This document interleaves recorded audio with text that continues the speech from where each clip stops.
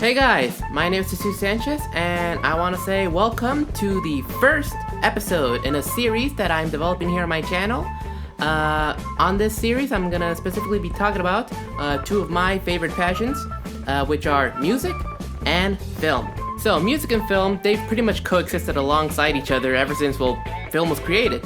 So, honestly, sometimes you just can't talk about one without talking the other. So, that's what this channel is going to be about. So, this isn't necessarily going to be a film review channel series or any of that. It's really going to be about talking about the film and how the music of the film works alongside it. So, guys, I'm going to go ahead and call this little series Cues and Dailies. And I'm gonna start it off with a film from last year from one of our era's most acclaimed directors, Quentin Tarantino. And what film, you may ask? It's gonna be Once Upon a Time in Hollywood. Now, there is already so much that can be said about Tarantino's films, you know? I mean, you either love it or hate it. The point is, Tarantino is one of the biggest directors right now. Now, sadly, supposedly, this is his second to last movie that he'll be making, so he's got one more film in it, guys, but who knows? He might actually retire, he might not. Point is, let's just enjoy what we can, you know? So, I'm really excited to be talking about the music in this film, and boy, guys, let's get started, alright? Let's see just how well Tarantino gave us a blast from the past. How far in the past? 1960s Los Angeles. So, with that being said, a little bit about the movie itself, shall we? So, you could kind of say that this is your typical Tarantino film, you know, with all of his tropes thrown in there. Whether it be heavy on dialogue, the characters are talking to themselves in a mirror, rewriting history, his red apple cigarettes, all of that, etc. And like a lot of his films, it had an all-out, star-studded cast with the likes of Leonardo DiCaprio, Brad Pitt, Margot Robbie, Kurt Russell, Al Pacino, and the late, great Luke Perry, with each one of them putting on just a spectacular performance.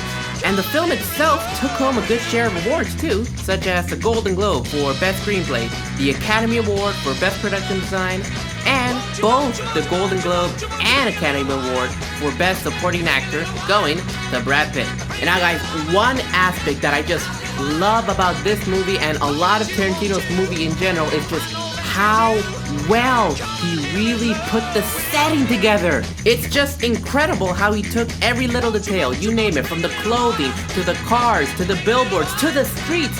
Everything looks like you really were transferred back to 1960s Los Angeles. I mean, you pretty much stepped into the DeLorean and boom, Route 85, boom, with 60s Los Angeles. It was just, I love that, you know? I love it when a good setting looks just so good, so realistic. And on a personal note, I just love how he manages to do all of this with almost very little to almost no CGI whatsoever. Now, don't get me wrong, I love CGI. I mean, it's really helped movies to create a setting that, you know, most people wouldn't be able to go. You can't film in space or on Mars or in a fantasy world. So yeah, CGI is great, but to a point, it's just a bit too much, to the point where you make CGI out of things that don't even need to be CGI, you know?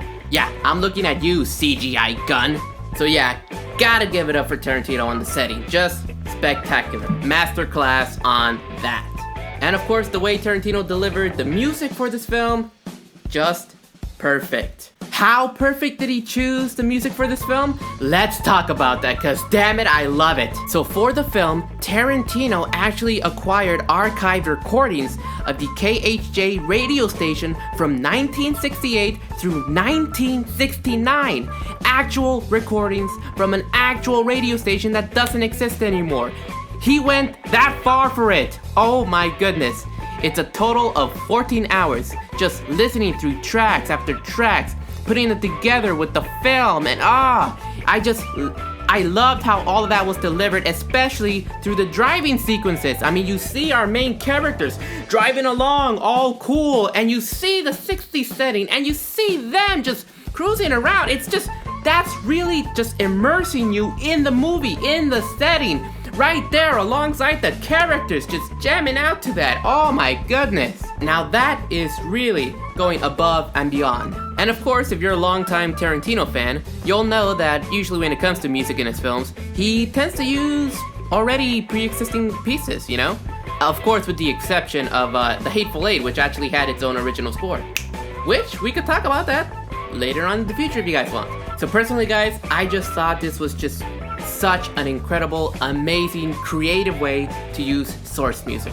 And hey, that might be a new definition for some of you guys who have never heard that term before. Source music. So source music is basically music that is played within the film itself, you know? The characters would be able to hear it. Now, one popular example that I want to use from one of my favorite franchises of all time, Star Wars. Think of that Cantina band song.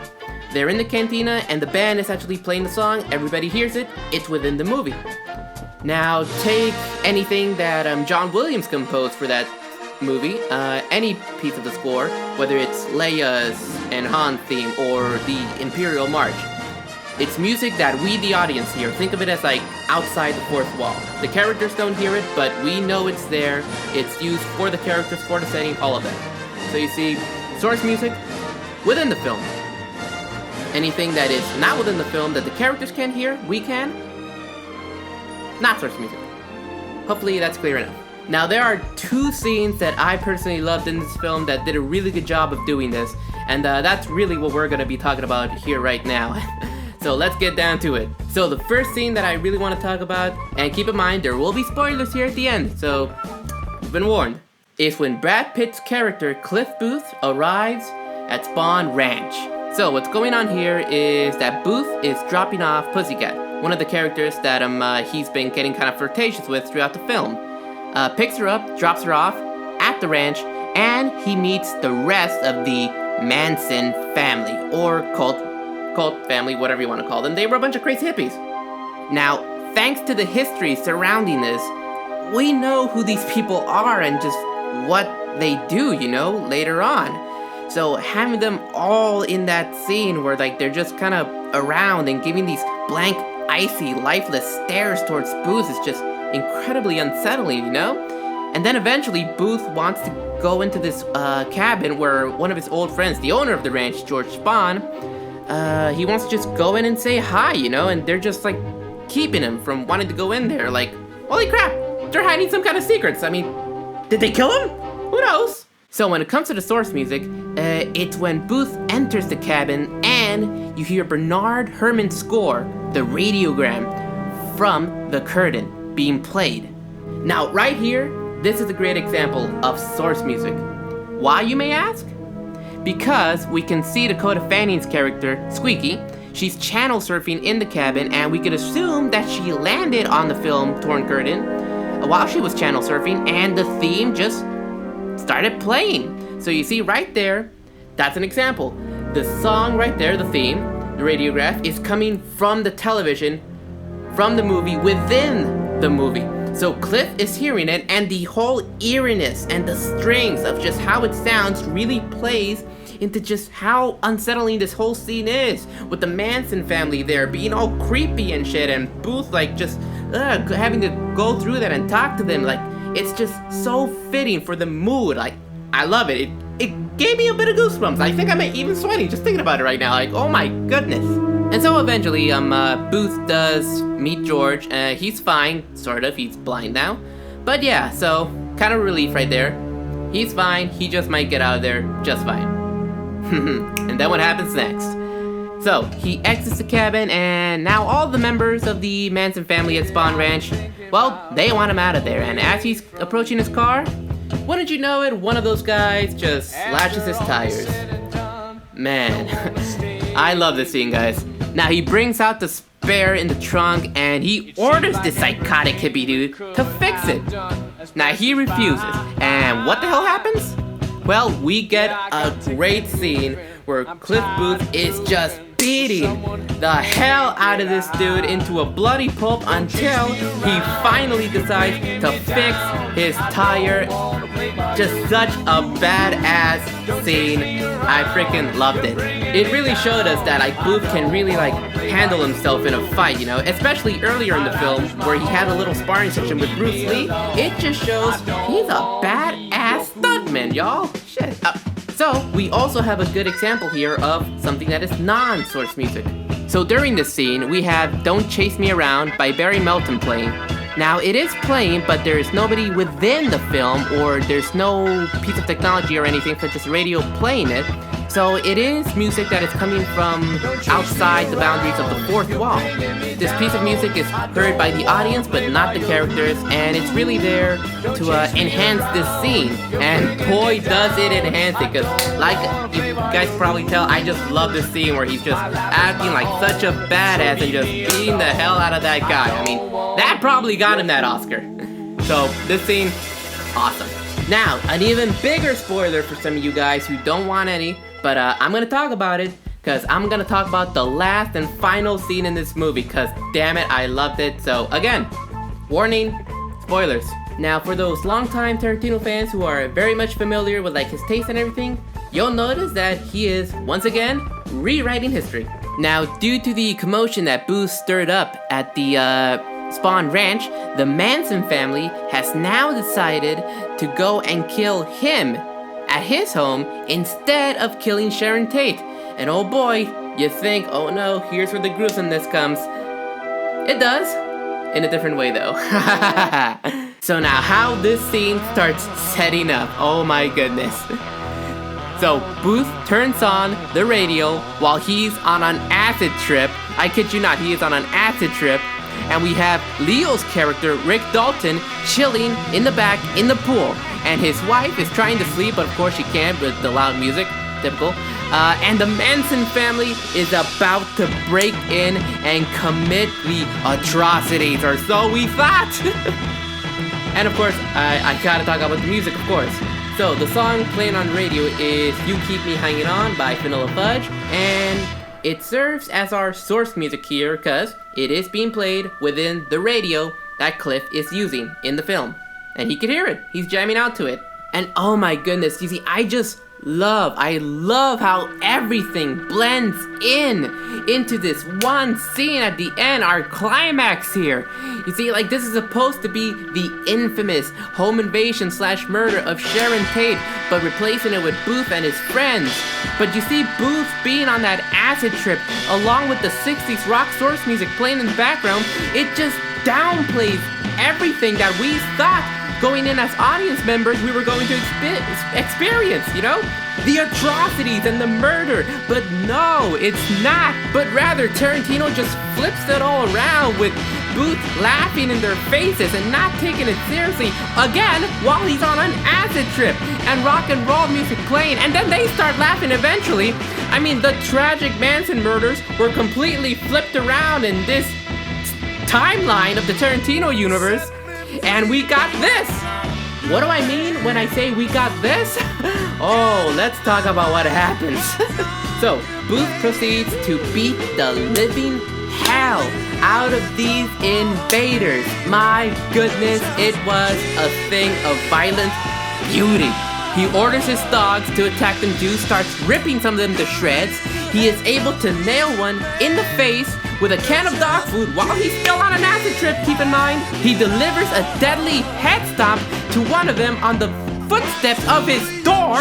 That guy's basically dead. Then, after he gets stabbed in the leg by one of them, he proceeds to grabbing her head and starts smashing it on every orifice of the living room until she is a bloody dead mess. I mean, earlier in the film, we saw Cliff Booth do a little sparring session with Bruce Lee, so we knew he could fight, and he also beat up that other psychotic hippie who slashed his tires, and now we get this. Cliff Booth is the most badass fictional stuntman in the world. Brad Pitt really deserved this Oscar, like, yes. Now we got the last invader who got nailed in the face and mauled by the doggo. She crashes through the window and out into the pool, which startles Rick. And oh my god, guys, I absolutely lost it. When I saw this scene in the theaters, I started laughing so maniacally because it was just done so well. I mean, I think there might be something wrong with me. I don't know. Probably is. But as we see the final invader just waving all around in the pool, shooting up into the air with a gun while she's bloodied all over the face, Rick Dalton comes out with a frickin' flamethrower and just proceeds to frying the invader to a frickin' crisp. It was a thing of beautiful violence. My goodness, guys. That's the Tarantino that we all know and love. You beautiful, sick, twisted, psychotic genius. Thank you. And all in all, guys, as you could probably tell, I love this film. Now, again, I don't mean to give the film too much of a review, but I would say that it's not necessarily on the level of Pulp Fiction or Inglourious Basterds, but I still think it's definitely a great, just classic Tarantino film, for sure. Now, if you plan to introduce somebody to Tarantino films, probably not your first choice. You know, probably this one not your first choice. This is more, I would say, for like longtime Tarantino fans who could appreciate it. You want to get somebody into Tarantino? Start them off with Pulp Fiction or Reservoir Dogs, the true classics of his. And that's pretty much it for this, guys. We talked about the movie, how much I loved it, and how source music played a role in it. All in all, I had a lot of fun doing this with you guys. So, you know, I really do hope that you guys enjoyed it as well. And I want to make this as interactive as we can, you know? So if you guys feel that there was something left out about the music within this film, or just something you want to share in general, how much you love it, please feel free, enter that comment section, and just, and just say whatever you want, you know? Let's keep talking. So, all in all, guys, again, I hope you really enjoyed this, and also if anything, please do give me more recommendations for movies with music that you'd like to have discussed here. It could range from anything, whatever era, whatever genre, anything. I just want to talk about films and music with you guys, and especially since we're in quarantine, like, come on. We need to get something out of this. Everyone's getting bored. So again, guys, I really do hope that I'm able to make more of these types of videos and like even more variety of content on my channel. And while you're at it, feel free to explore other things that I've done. I'll probably put something like something original I did here, maybe over here, something that I do along the musical community, you know, because I also love to teach music and I love performing it. So, you know, definitely give that a check out, please. But until then, guys, I hope you're all doing well and you're finding ways to stay creative in this whole like quarantine. I mean, hopefully later on in the future you'll look back in this and hopefully some of you will say, oh yeah, that happened, quarantine. But as long as we stay creative, we keep making something, whether it's this, it's music, it's film, something, we'll be just fine. So guys, I hope to see you in the next video. So again, comment, like and share if you want. But just more importantly, stay creative, okay? So, I'll see you guys in the next one. Take care.